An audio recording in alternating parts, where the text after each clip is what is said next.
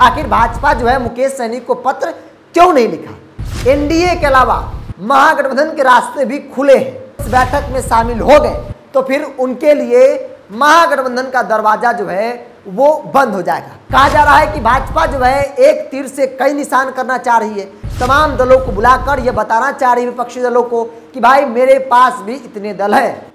आज शाम दिल्ली में एनडीए घटक दल की बैठक नरेंद्र मोदी की अध्यक्षता में होने वाली है और इस बैठक में शामिल होने के लिए भाजपा के द्वारा प्रेम पत्र या फिर यूं कहें कि आमंत्रण पत्र जो है तमाम सहयोगी दल के नेताओं को भेजा जा रहा है, जिसमें वो दल भी शामिल है जिनकी संभावना भाजपा के साथ आने को लेकर ज्यादा दिख रही है। लेकिन इन सब चीजों के बीच वीआईपी सुप्रीमो मुकेश सहनी को पत्र नहीं मिलता है, जिसके बाद हर तरफ चर्चा हो रही है कि आखिर मुकेश सहनी इस बैठक में क्यों शामिल नहीं हो रहे हैं। आखिर भाजपा जो है मुकेश सहनी को पत्र क्यों नहीं लिखा? अब देखिए, राजनीति को जानने और समझने वाले लोग इस बात को मान रहे हैं कि मुकेश सहनी के पास इस वक्त एनडीए के अलावा महागठबंधन के रास्ते भी खुले हैं और वो इस बैठक में इसलिए नहीं शामिल होना चाहते हैं क्योंकि मुकेश सहनी को ये बात मालूम है कि अगर वो इस बैठक में शामिल हो गए तो फिर उनके लिए महागठबंधन का दरवाजा जो है वो बंद हो जाएगा। मुकेश सहनी के पास कई मुद्दे हैं और उन मुद्दों के जरिए जो है वो किसी भी दल से गठबंधन करेंगे, जिसमें एक बड़ा मुद्दा है निषादों का आरक्षण।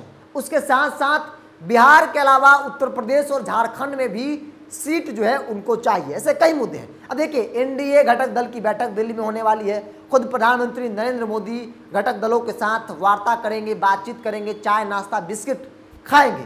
अब इसको लेकर राजनीति को जानने और समझने वाले लोग इस बात को मान रहे हैं कि इस बैठक में भारतीय जनता पार्टी हर वो कोशिश कर रही है ताकि ज्यादा से ज्यादा दल जो है इस बैठक में शामिल हो। इसके पीछे की रणनीति भाजपा की बहुत बड़ी है।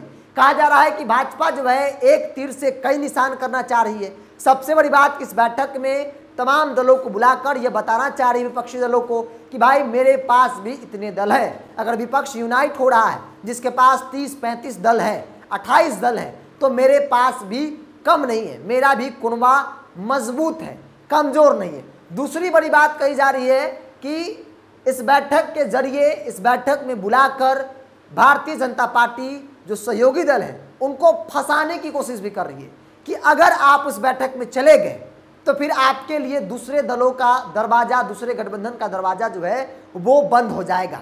और इस जाल में मुकेश सहनी फंसना नहीं चाह रहे हैं। मुकेश सहनी का मानना है कि हम किसी भी हाल में, जब तक चीजें स्पष्ट नहीं हो जाती है, जब तक सीटों के समीकरण के साथ साथ हमारे मुद्दे संयुक्त कार्यक्रम गठबंधन का जो होता है उसमें शामिल नहीं कर लिया जाता है, तब तक हम किसी भी दल के साथ गठबंधन नहीं कर सकते हैं। क्योंकि आपको याद होगा पिछली बार जब बिहार में मंत्रिमंडल का विस्तार हुआ था, उस वक्त भी मुकेश सहनी को मंत्री बनने का ऑफर था। लेकिन मुकेश सहनी के लिए सबसे बड़ा मुद्दा है निषादों का आरक्षण और भाजपा के सामने भी उन्होंने इस बात को रखा है कि जब तक आप निषाद आरक्षण की बात नहीं करेंगे हम आपके साथ गठबंधन नहीं करेंगे।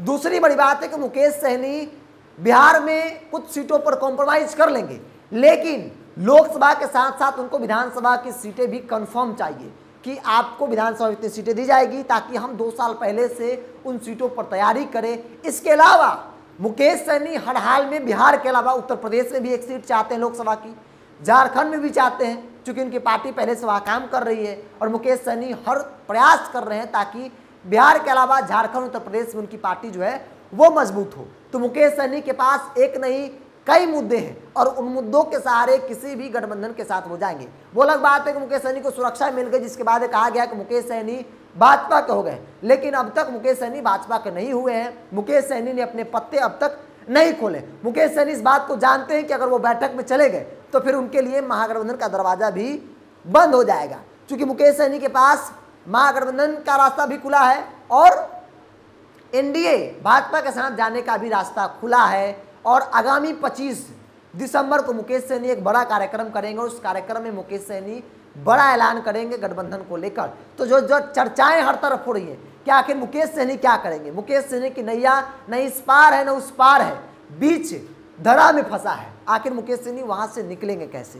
तो इसको लेकर मुकेश सहनी की भी रणनीति जो है वो पहले से तैयार है कि जो मेरे मुद्दों पर बात करेगा उसके साथ ही हम जाएंगे। बेशक चिराग सहनी, कुशवाहा ये लोग चले जाएं, लेकिन हम तभी जाएंगे भाजपा के साथ जब भाजपा बिहार के अलावा, लोकसभा के अलावा विधानसभा की सीटें भी हमारे लिए कंफर्म करें, उत्तर प्रदेश और झारखंड को लेकर भी हमारी पार्टी के बारे में मजबूती से सोचे, तभी वो किसी भी गठबंधन के साथ या फिर भाजपा के साथ गठबंधन करेंगे। बहरहाल आप क्या सोचते हैं इस विषय को लेकर अपनी प्रतिक्रिया कमेंट बॉक्स में रखें। अगर आप मेरी वीडियो को यूट्यूब पर देख रहे हैं तो चैनल को सब्सक्राइब कर लीजिए, फेसबुक पर देख रहे हैं तो पेज को लाइक कर लीजिए और फॉलो कर लीजिए।